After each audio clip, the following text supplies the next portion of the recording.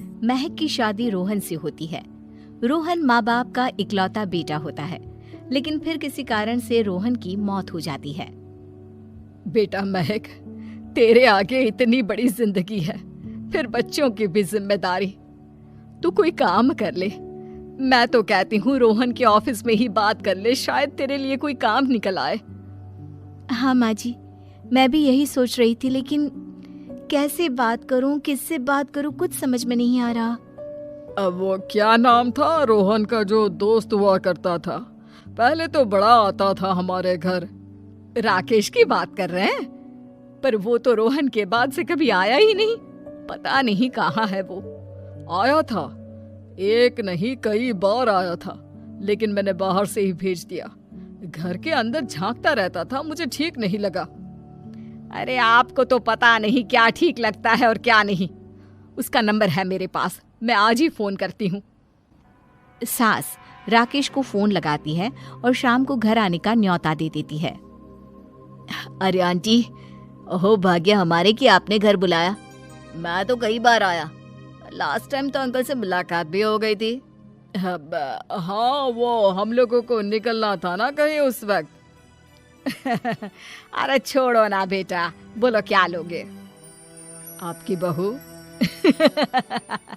क्या बकवास कर रहे हो राकेश? अरे मेरा मतलब ये है कि आपकी बहू कहाँ है? भाभी जी के हाथ की चाय की बस एक प्याली मिल जाती तो।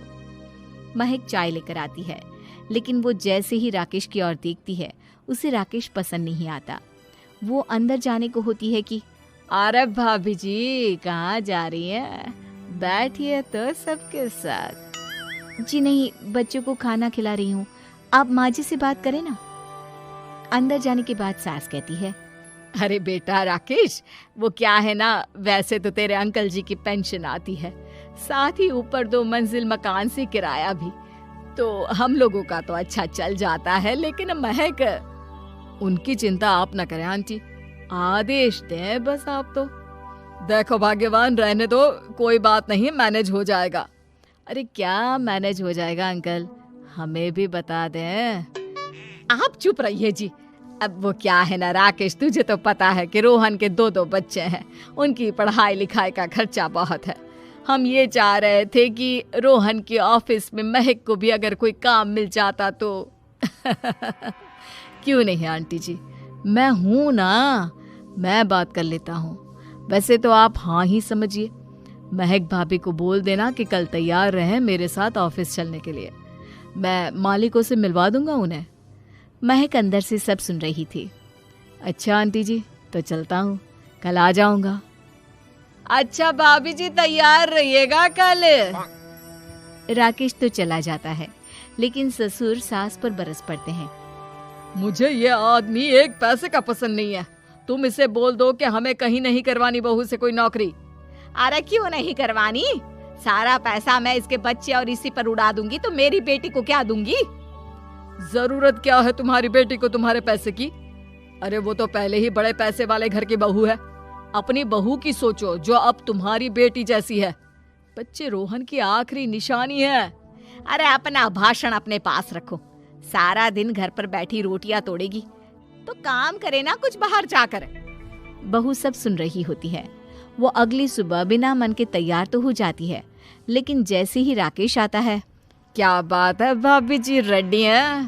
तो फिर चले डेट पर, मतलब इंटरव्यू पर। महक सामने आती है कि सामने ससुर जी खड़े होते हैं।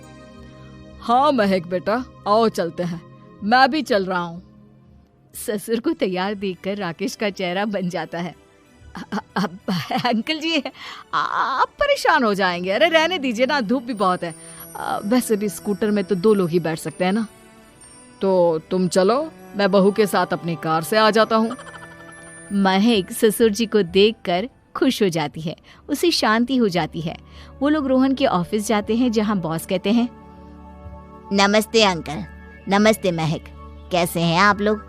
रोहन का सुनकर बहुत दुख हुआ अंकल। वैसे कैसे आना हुआ? बेटा, क्या हमारी बहू के लिए तुम्हारी ऑफिस में कोई काम मिल सकता है? हमने राकेश से इसी सिलसिले में तुमसे बात करने को कहा था। उसी के कहने पर हम दोनों तुमसे मिलने आए हैं। राकेश ने तो कोई बात नहीं की, ऊपर से उसने तो आज की छुट्टी ले रखी है, ऑफिस भी नहीं आया, बोल रहा था जरूरी काम से जाना है। महक और ससुर एक दूसरे को देखने लगते हैं। वैसे महक क्या किया है आपने? I mean, इंग्लिश कैसी है आपकी?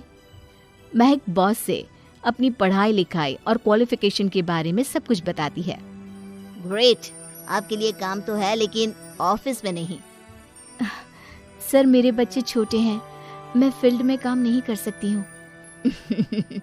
मतलब वो काम घर से करना है, घर से रहकर बच्चे भी देखें और घर भी देखें, लेकिन हाँ काम जरूर से करें। वो काम डाटा एंट्री का है, तो जब भी वक्त मिले काम करें, और इसके हम आपको अच्छे पैसे भी देंगे। महक बॉस की बात सुनकर खुश हो जाती है, उन्हें थैंक्स बोलकर घर आ जाती है। किसके साथ भेज रही थी तुम महक को? अरे वो कमीना, उसने तो ऑफिस से छुट्टी ले रखी थी, बात भी नहीं की थी उसने बॉस से बहू के काम के लिए। वो तो अच्छा हुआ कि मैं साथ में चला गया।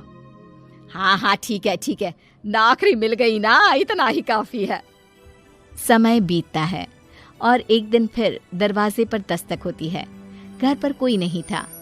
महक दरवाजा खोलती है, देखती है तो सामने है राकेश। नमस्ते भाभी जी। नमस्ते, घर पर कोई नहीं है, आप कल आइएगा। अरे कैसी बात कर रही हैं भाभी जी, हम तो आपकी मदद के लिए आए हैं।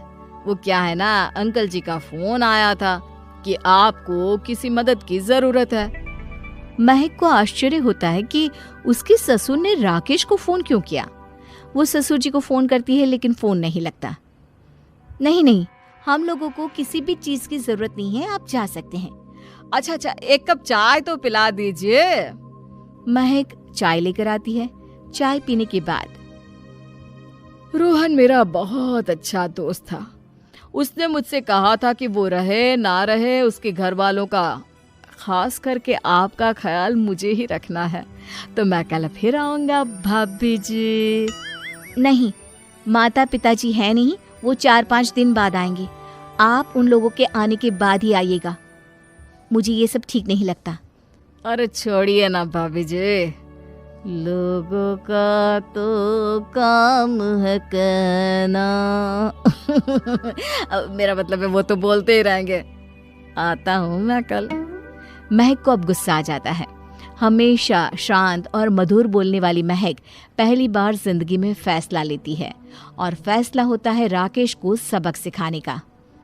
बड़े बेशर्म हैं आप, किसने कहा आपको कि आप आए? अरे भैया, साफ साफ बोला ना कि नहीं जरूरत है किसी की मदद की, मैं अकेले सक्षम हूँ अपना घर संभालने के लिए।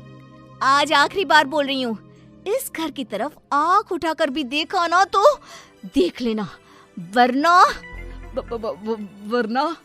वरना पुलिस के हवाले कर दूंगी। निकलो यहाँ से, या धक्के मार कर निकालूं।